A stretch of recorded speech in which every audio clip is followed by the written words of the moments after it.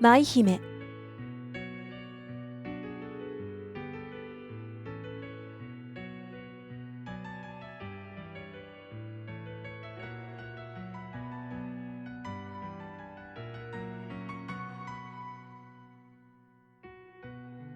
船は今、サイゴンに停泊している。船内はとても静かだ。久しぶりの港だから、今晩はみんなホテルに泊まっているのだろう。私以外誰もいない。5年前、私はここからドイツへ向かった。あの頃は、見るもの聞くもの、何でも珍しくて楽しくて、何通も手紙を書いて日本へ送った。しかし今は、何を見ても感動しない。そういう無感動な心をドイツで学んだわけではない。他人を頼ることの危うさ、自分の心の弱さを知ったのだ。ブリンディジの港を出てから20日余り。普通なら船内の人たちと友達になるのだろうが、私は誰とも話さないで、ある恨みの気持ちに悩まされ続けている。考えれば考えるほど苦しい。今夜はどうして私がこんなに苦しんでいるのかを少し書いてみよう。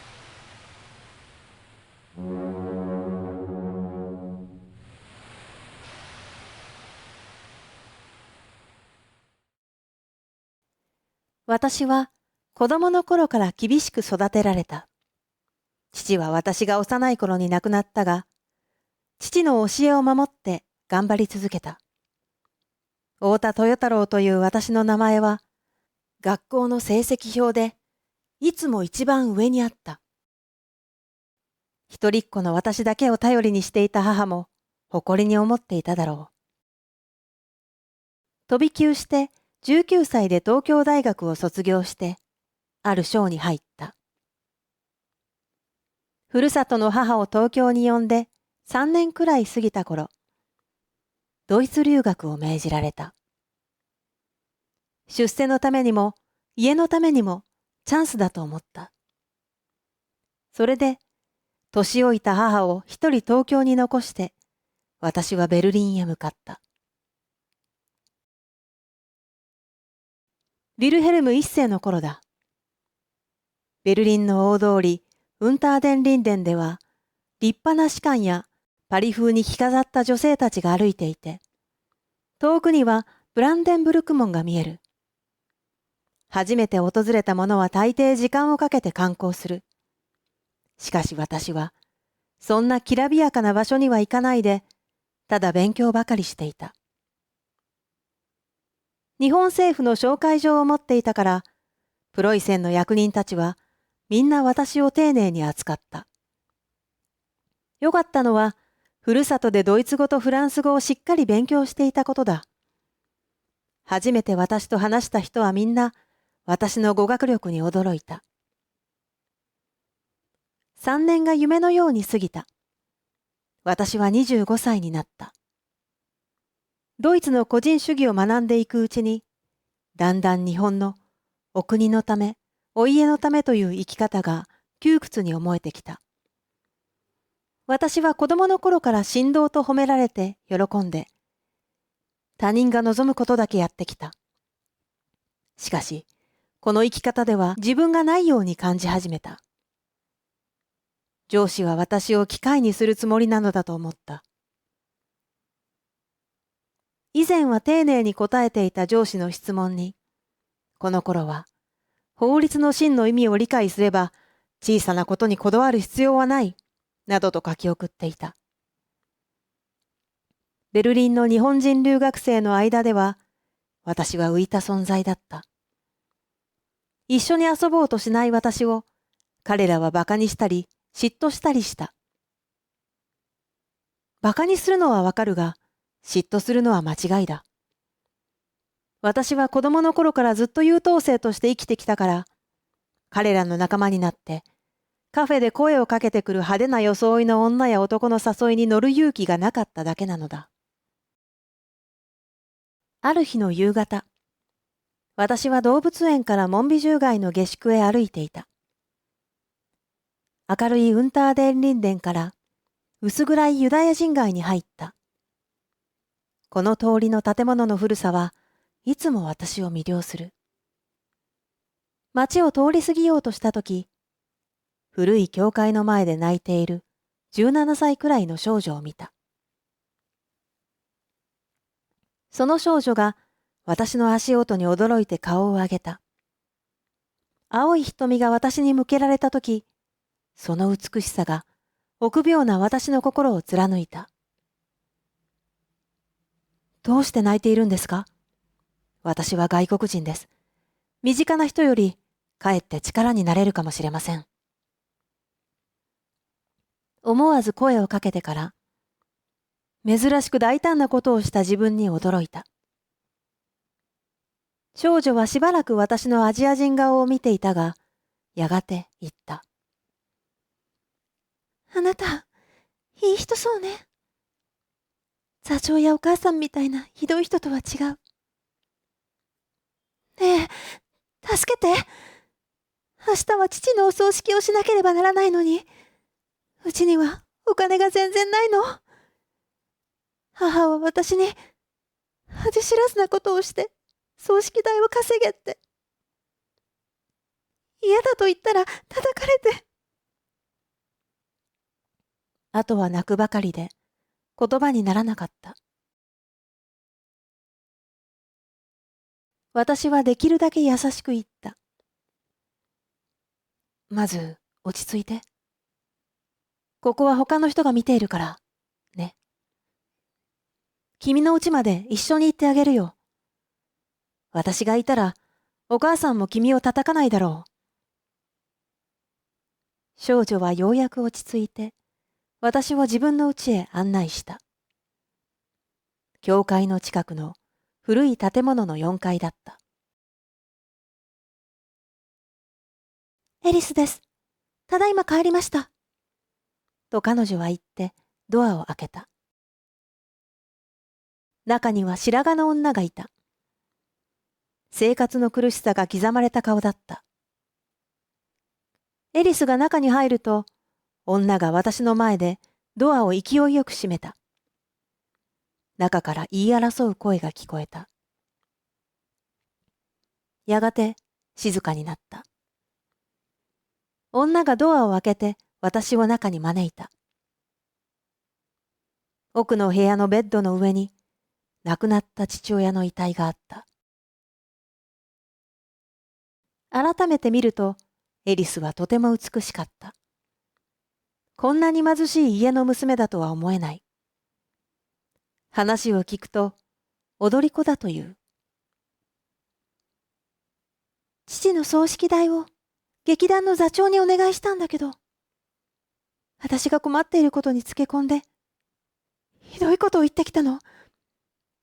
あんな人だったなんて。ねえ、お願い。お金を貸して。私の給料は少ないけど、必ず返す。もし返せなかったら、母が言う通りに。涙ぐんで私を見つめながら言った。意識してやっているのかどうかはわからないが、男が断れなくなるような生めかしさがあった。私はポケットに2、3枚銀貨を持っていたが、それでは絶対に足りないだろう。懐中時計を外して机の上に置いた。これを売って葬式代にしなさい。質屋に疑われたら、モンビジュー街の太田という日本人にもらったと言えばいい。私は別れの握手のために手を差し出した。エリスはその手にキスをして、熱い涙をこぼした。後日、エリスは私の下宿にお礼を言いに来た。それから私たちはよく会うようになった。やがて日本人留学生たちがこのことを知ると、私が踊り子と付き合っていると決めつけた。そして私の上司にそのことを伝えた。上司は以前から私の言動に不満があったから、すぐに大使館に連絡して私は罷免された。大使館の人が私に言った。すぐ帰国する場合は国が帰りの旅費を支払います。もしここに残る場合は、国からの資金援助は一切できません。私は1週間待ってくれるように頼んだ。どうすればいいのかと悩んでいるとき、2通の手紙が来た。1通は母からで、もう1通は親戚からだった。親戚の手紙は母の死を、私の最愛の母の死を知らせるものだった。母の手紙に何が書いてあったのかは、思い出すのもつらい。私とエリスとの関係は、彼らが考えているようなものではなかった。彼女はうちが貧しかったから、十分な教育を受けていなかった。子供の頃から読書が好きだったという彼女に、私は自分の本を貸した。彼女が書いた文章の間違いを正してあげたり、発音の訛りを直してあげたりしていた。その時まではまだ、先生と生徒のような関係だったのだ。私が罷免されたことを知ると、エリスは青ざめた。私は彼女が原因だということは言わなかった。エリスは罷免のことを母には秘密にしてくれと言った。母親は私が金に困らない留学生だから頻繁に会うことを許していたのだ。私に金がないと知れば会うことを嫌がるだろうと彼女は言った。私は今すぐ帰国するべきかどうかと考えた。いや、無理だ。私はエリスを愛している。彼女を見捨てて日本へは帰れない。この時私は彼女への愛を強く意識した。詳しくは書かないが、私とエリスが本当の意味で恋人になったのはこの時だった。しかし、ベルリンでの生活費はどうすればいいのか。助けてくれたのは相沢という大学時代からの友人だった。彼は天形伯爵の秘書で、その時東京にいた。私の状況を知って、ある新聞社の編集長に私を現地特派員として雇うように頼んでくれた。新聞社の給料は高くはなかったが、安い部屋に引っ越して、食事も質素なものに変えれば生活できる額だった。それを聞いてエリスが自分の家で同居することを提案してくれた。それで私はエリスの家に引っ越した。私は毎朝カフェへ行って、貧しい人々の間に座って新聞を読んだ。ベルリンで売られている全種類の新聞を読んで、記事の材料を集めた。ヴィルヘルム一世が崩御して、ビスマルクがどうなるかが注目された時には、誰よりも詳しい記事を書いた。私は実際に生活している人々の間で生きた学問を学んでいるのだという誇りを感じていた。留学生の中にはドイツ語の社説もよく読めない人がいる。そんな留学生の勉強より今私がやっていることの方がよっぽど学ぶことが多いと思った。明治21年冬、エリスは体調が悪い日が続いていた。母親が、それがつわりだと気がついた。エリスが私の子供を妊娠したというのだ。ああ、こんな貧しい生活では、3人だけでも食べていくのに必死なのに、もし妊娠が本当だったら、どうしたらいいのだろう。その頃、相沢からの手紙が届いた。消印はベルリンだった。天方大臣と一緒にベルリンに来ている。大臣がお前に会いたいとおっしゃっているから、すぐ来てくれ。名誉挽回のチャンスだぞ。手紙を読んでいる私の顔を見て、エリスが、何か悪い知らせなのと聞いた。いや、古い友達が大臣と一緒にベルリンに来たから会いたいと言っているんだ。何か急ぎのようらしい。今から出かける。長い間しまってあったフロックコートを着た。エリスがネクタイを結んでくれた。これなら誰もみすぼらしいなんて言えないわね。そう言ってからエリスは悲しい顔をした。こんな格好をしたらなんだか私が知っている豊太郎さんじゃないみたい。ねえ、もしお金持ちになったとしても私を捨てないでね。お金持ち？そんなんじゃない。私は大臣じゃなくて友達に会いに行くんだよ。私は彼女にキスをして馬車に乗った。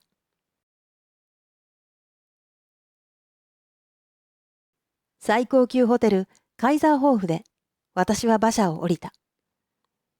大理石の階段を上って大臣の部屋へ行った。急用というのはドイツ語の翻訳だった。相沢は、後で一緒に食事しよう、と言った。ホテルのレストランで食事しながら、相沢の質問に答えて、私がどうして罷免になったかを話した。相沢は怒って、他の日本人留学生たちを罵った。それから、真面目な顔で言った。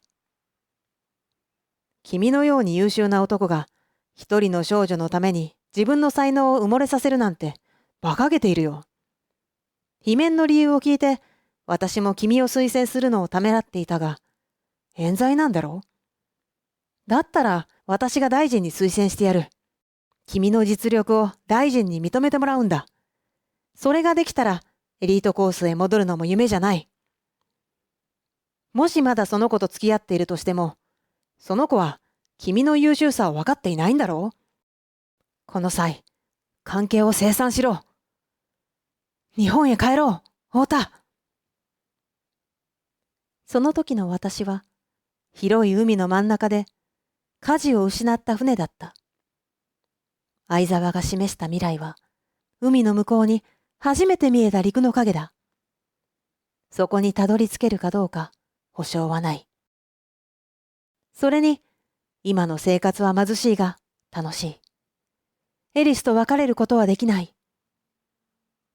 だが私は、信頼している人からの提案を断ることができない性格だった。わかった。彼女とは終わりにする。と言って相沢と別れた。ホテルを出たとき、冬のベルリンの寒さとは別の冷たさを自分の心の中に感じた。天方大臣に頼まれた翻訳は一晩でできた。ホテルカイザーホーフへはそれから何度も通った。はじめは翻訳の依頼だけだったが、だんだん大臣と雑談するようになった。私は大臣に気に入られたようだった。1ヶ月ぐらい経ってから大臣は私に言った。明日からロシアへ行く。太田君、君も一緒に行かないか。急だったので私は驚いた。しかし、信頼している人からの提案には考える前に承諾してしまうという私の悪い癖がここでも出てしまった。もちろんです。と私は答えていた。この日は翻訳料の他に旅費ももらった。翻訳料を全額エリスに預けて、明日からロシアへ行くから、私がいない間はこの金で生活してくれ、と伝えた。エリスは産婦人科で妊娠していると診断されていた。体調はずっと悪かった。長い間休んでいた劇団はクビになった。私がロシアへ行くのは嫌だったかもしれないが、エリスは私の愛を信じて急な出発にも特に反対しなかった。ロシアにいる間、私は通訳の仕事に夢中になった。サンクトペテルブルクは絶頂期のパリを雪と氷の国に移したようなところだった。周囲にいるのは勲章をつけた人々。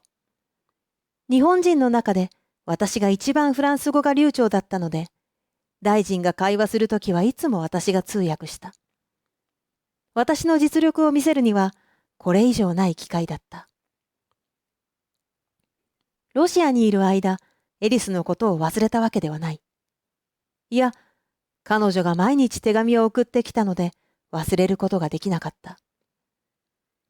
あなたがいないのが寂しい、辛い。離れているのがこんなに苦しいとは思わなかった。もしあなたが日本へ帰るなら、私は母を遠い親戚に預けて一緒に日本へ行きたい、などと書き送ってきた。私は自分の立場を改めて自覚した。大臣は私を信頼していろいろなことを任せてくれた。しかし、信頼されればされるほど、私の未来は日本でのエリートコースに向かって開けて、エリスとの生活を危うくした。ある日、相沢が、日本へ帰っても協力してほしいというようなことを言った。まさか彼は、私がエリスと別れたと大臣に言ってしまったのではないか。もちろん、私自身が相沢に言ったことなんだが、私の心はひやりとした。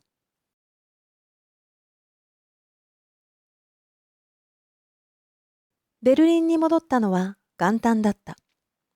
馬車を降りて階段を登っていると、身重のエリスが階段を駆け下りてきて、私に抱きついた。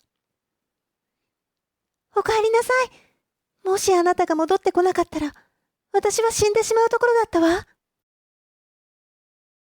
私の心はエリートコースに戻ることを考え始めていたが、この瞬間にまた彼女との愛の生活に引き戻された。家の中に入って驚いた。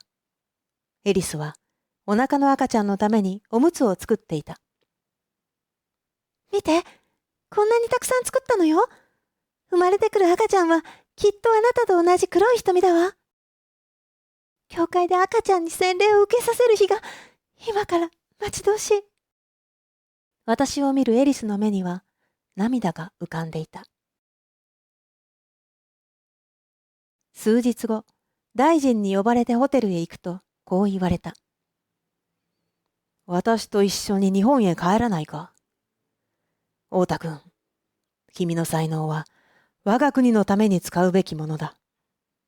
相沢に聞いたんだが、君はベルリンで特別親しくしている人はもういないそうじゃないか。問題ないだろう。違う、とは言えなかった。それに、もしこのチャンスを逃したら、私は日本へ帰る手段を永久に失う。名誉挽回のチャンスも二度とないだろう。私はこの町の貧しい人々に埋もれて、誰にも知られないまま死ぬのだ。しかし、自分の中ではっきりと答えが出ないまま、承知しました、と私は言ってしまった。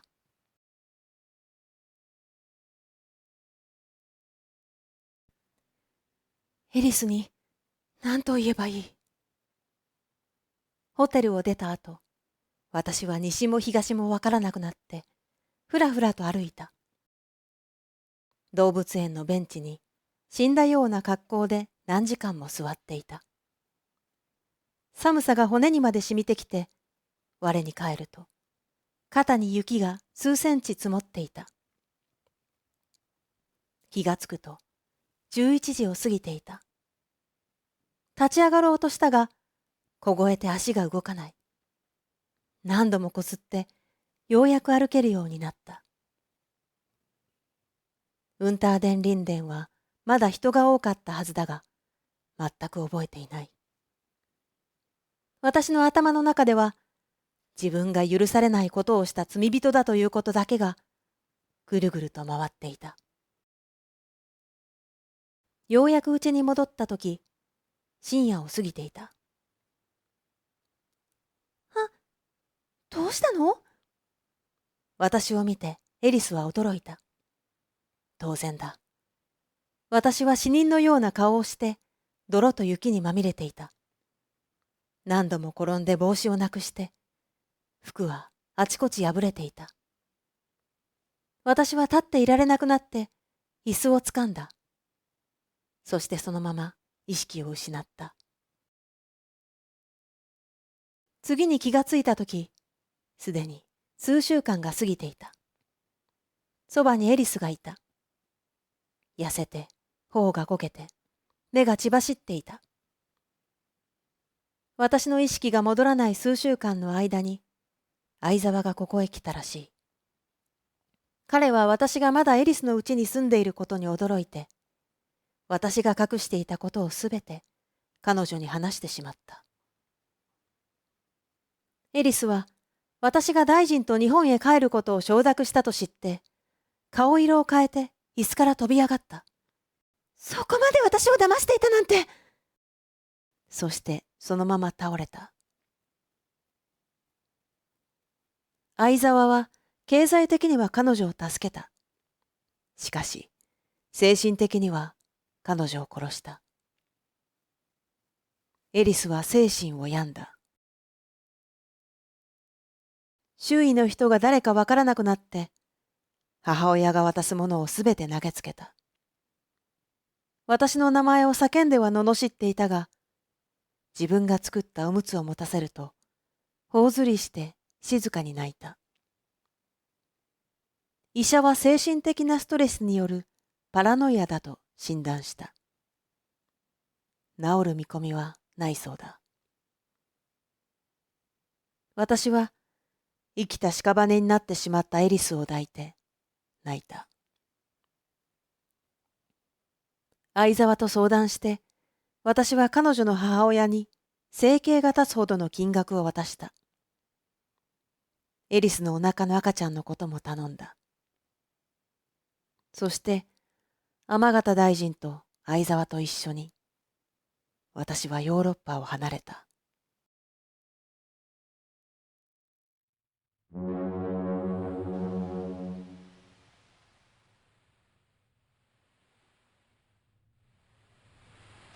相沢は素晴らしい友人だ。私のような男を何度も助けてくれた。しかし、エリスのことだけは、彼を恨む気持ちを未だに消すことができない。